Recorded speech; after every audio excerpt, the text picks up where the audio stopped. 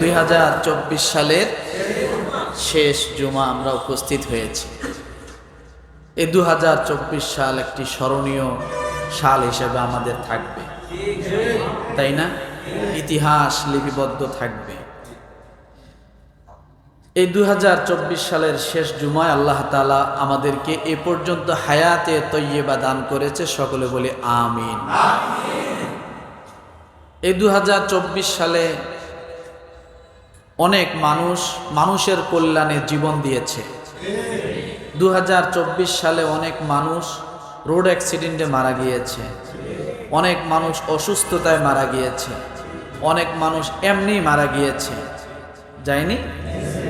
তো আল্লাহ সুবহানাহু ওয়া তাআলা হাজারো লাখো কোটি মানুষের ভিতর থেকে আমাদেরকে আজকের এই দিনে এই পর্যন্ত হায়াত দান করেছেন। শুকরিয়া আদায় করি আলহামদুলিল্লাহ। এই যে আলহামদুলিল্লাহ বলতে পারলাম, এটা অবশ্যই আল্লাহ পাকের বড় একটা নেয়ামত। আল্লাহ পছন্দ আছে বিদায় এটা বলার সাহস, শক্তি, সময় আল্লাহ সুযোগ দিয়েছেন। না থাকলে কিন্তু এটা পারতাম না বলতে, তাই না? আল্লাহ যদি আগেই খতম করে নিয়ে যাইত তাহলে তো আর কবরে থেকে লাখবার কোটিবার পড়লেও কোনো কাজ হতো না। তো আল্লাহ তো সুযোগ দিয়েছেন। তো আসলে আমরা 2024 সালের শেষ জুমায় উপস্থিত হয়েছি। বাধ্য হয়ে আমাদেরকে কিছু আলোচনা সামনে নিয়ে আসতে হয়, যে আলোচনাগুলো সামনে না নিয়ে আসলে আমাদের মধ্যে একটা দায়বদ্ধতা থেকে যায়, জিম্মাদারি থেকে যায়।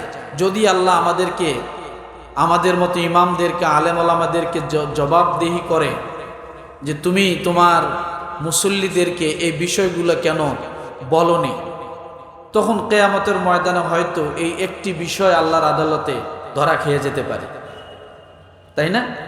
এটাও একটা ধরা খাওয়ার কারণ হয়ে যেতে পারে।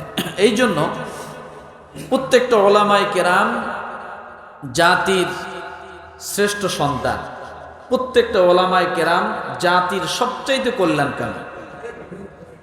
ওলামায়ে কেরাম কি জাতির সবচাইতে কল্যাণকামী। কেন?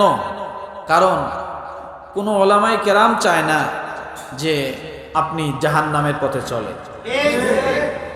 আপনাকে বিভিন্নভাবে বুঝায়া কৌশলে বিভিন্নভাবে আপনাকে জান্নাতের পথে আনার চেষ্টা করে। যদিও তারা এগুলো বলতে যায় জেল, জুলুম, জরিমানা, মামলা, হামলা, মানুষের বিভিন্ন গঞ্জনা বঞ্জনা, বিভিন্ন অত্যাচার, বিভিন্নভাবে অপবাদ, অনেক কিছু শুনতে হয়, তারপরও কিন্তু ওলামায়ে কেরাম থেমে নেই।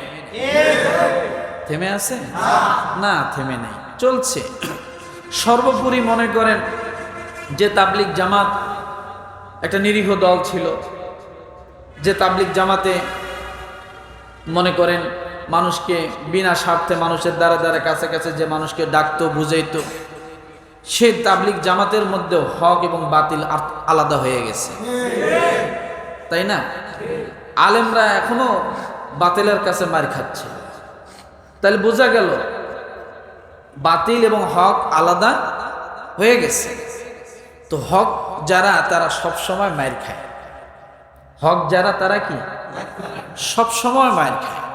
রাসূলুল্লাহ সাল্লাল্লাহু আলাইহি ওয়াসাল্লামের জীবনীতে দেখেন কত মায়ের, কত যুদ্ধ, সাহাবায়ে কেরামের কত মায়ের, কত যুদ্ধ, তাই না? কিন্তু এত কিছুর পরও ইসলাম কিন্তু মিঠে যায়নি। ইসলাম মিঠে গেছে? যাবে না। ইসলাম থাকবে, ইসলাম আছে, ইসলাম থাকবে। কিন্তু বাতিল আস্তে আস্তে ধ্বংস হয়ে যাবে, বাতিলের অস্তিত্ব থাকবে না। আবু জেহেলের নাম কতজন কিভাবে স্মরণ করে, আর আবু বকর রাদিয়াল্লাহু তাআলা আনহুর নাম কিভাবে স্মরণ করা হয় দেখেন, তাই না? সম্মান তো আল্লাহ এইভাবেই দেন।